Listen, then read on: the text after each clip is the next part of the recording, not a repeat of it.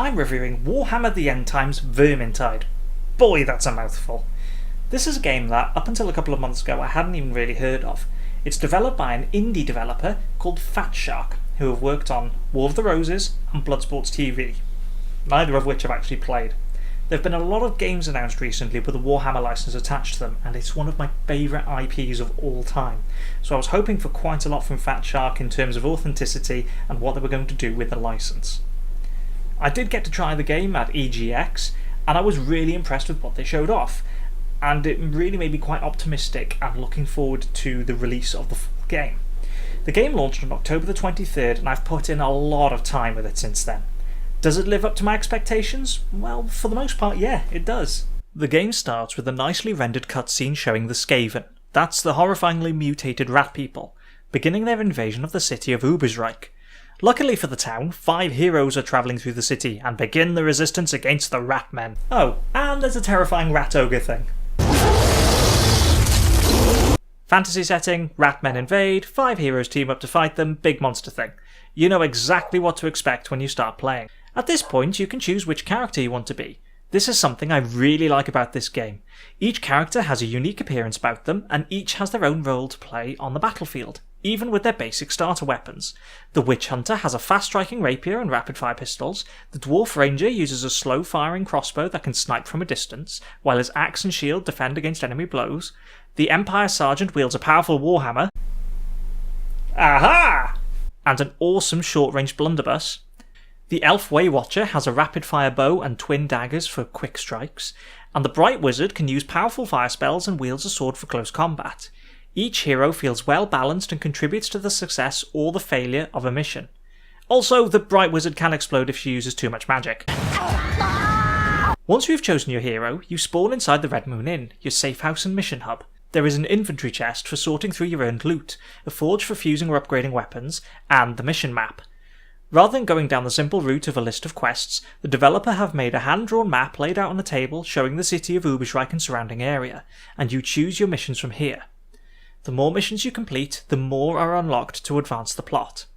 Ratmen invade. That's the plot. The first mission is the Horn of Magnus. The missions start with a short intro cutscene, which is usually the camera showing an establishing shot and panning back to the heroes. This sets up the mission, and holy crap, that's where we're going? Some of these missions are long, lasting close to an hour on a single run-through. And the maps are big. Horn of Magnus is a good example of this. You have to run through the streets of Ubersreich, fighting hordes of Skaven to reach the tower. The city feels very real, with open docksides and winding cobbled streets, with some sections feeling tight and claustrophobic, and others being wide open public squares. The variety of terrain within the city is impressive, and I especially love the running battle across the open rooftops to get to the tower. But the gates. Oh, the gates. This section can be merciless if your team isn't coordinated. The gates are barred and require 3 explosive barrels to blow them open. The barrels spawn one at a time, and there are constant swarms of Skaven to fight off. When carrying a barrel, you are basically defenceless, with a basic shove attack to push Skaven away. If your teammates aren't covering you, it's easy to get swamped and pulled down by the hordes. Also, the barrel explodes if you take too much damage. Once you get through the gates, you come to a wide open square with small clusters of Skaven around. Chances are there will be some specials that spawn here. Or a rat ogre. It's certainly authentic to the unforgiving nature of Warhammer. Let someone run off alone though, and this game will punish anyone who breaks away from their team. Do not explore alone, because chances are you will die a horrible death. But by all means, do explore with your team, because there are rewards to find. There are boost potions that enhance your strength or speed for a limited time, and tomes hidden across the maps that, if you carry them to the end, grant an experience bonus and a better chance of loot. However, you can't carry a healing item if you're carrying a tome. It's a fine balance between risk and reward. There's also a grimoire hidden somewhere in the map, which replaces your boost potion slot and reduces the entire team's overall health, again with the reward of bonus XP and better loot rolls at the end of a mission. Anyway, you get to the tower, make it to the top, and wow, that horn is big! I think Magnus was overcompensating for something. You blow Magnus's horn, which sounds like the Inception horn's big brother,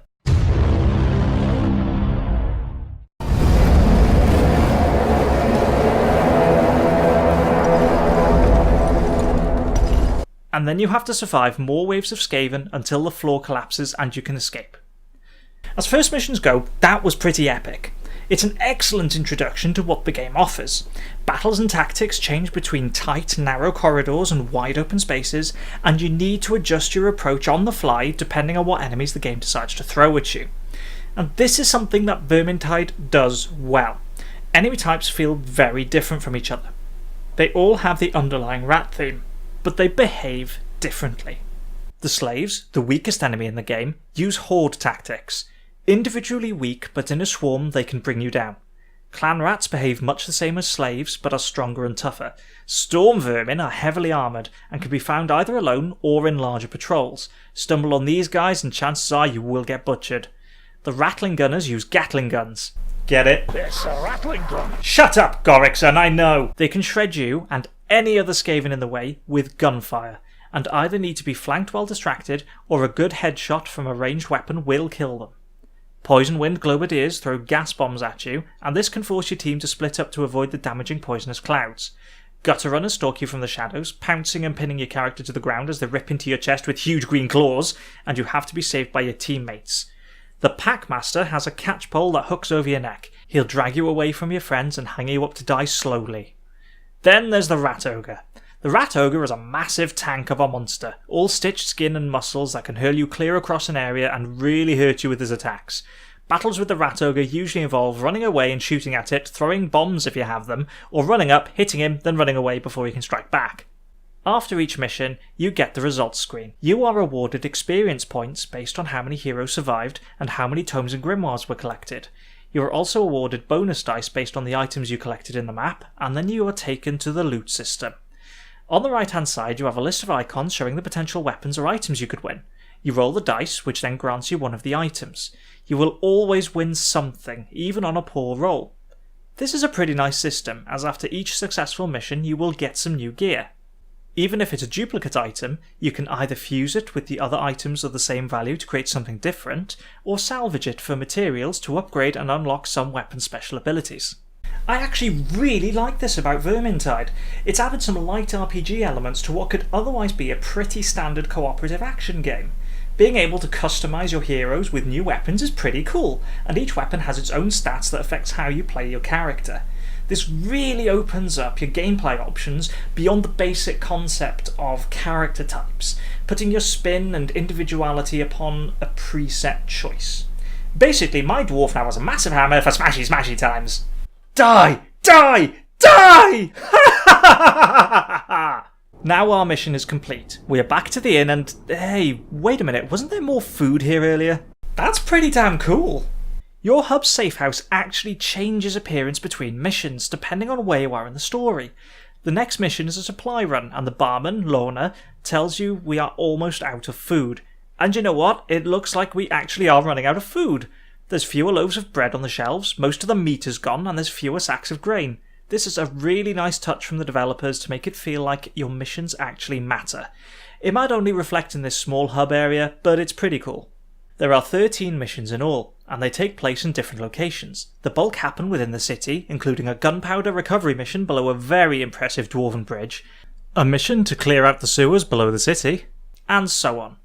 The missions inside the city all have their own unique atmosphere and design, while still feeling thematically linked. There are some missions outside the city walls too, and these feel fresh and unique. Wheat and Chaff is set around a large farmstead that is surprisingly bright and green, and gives no indication whatsoever to the mass carnage that occurs. No! No! Leave me alone! Leave me alone! Ah! The Wizard's Tower is without doubt the single best level in the game, and possibly one of the best designed in any game of this year. You start out on the streets of Ubersreich, with the Wizard's Tower rising ahead of you. Your team enters an apothecary store and heads down into the basement, finding a hidden passage behind a bookcase that leads towards the Wizard's Tower. It starts off fairly normal, but as you traverse the map, things get a bit strange. You enter a hallway, only to find you are standing on the wall.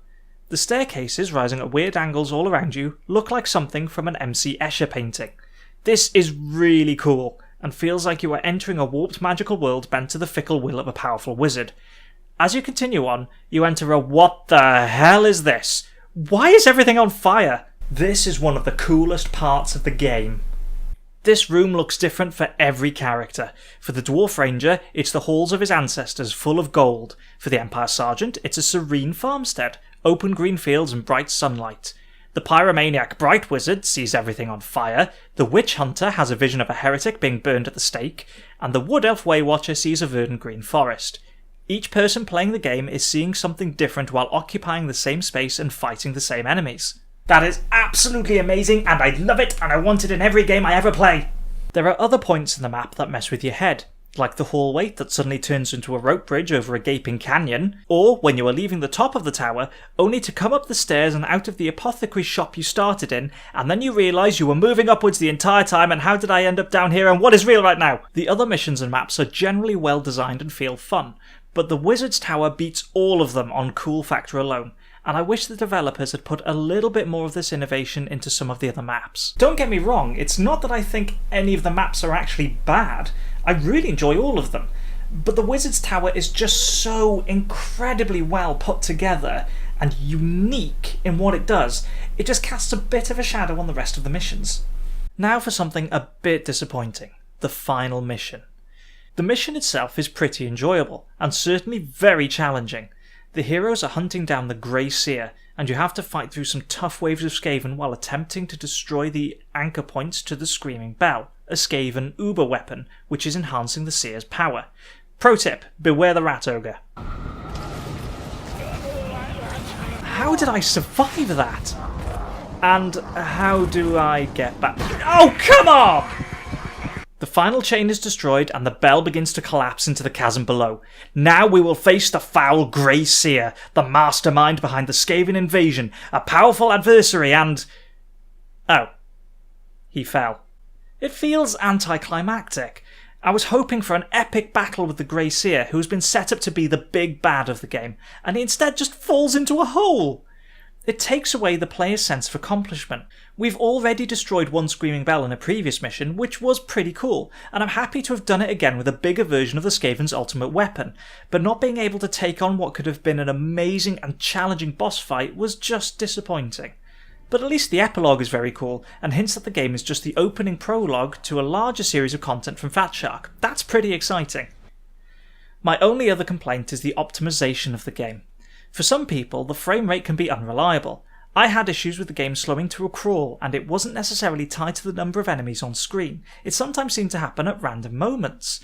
My PC isn't exactly weak either, and should be more than capable of handling Vermintide. I had to do some major fiddling and experimenting with the settings, and capping the game at 30 frames per second to run Vermintide consistently smoothly.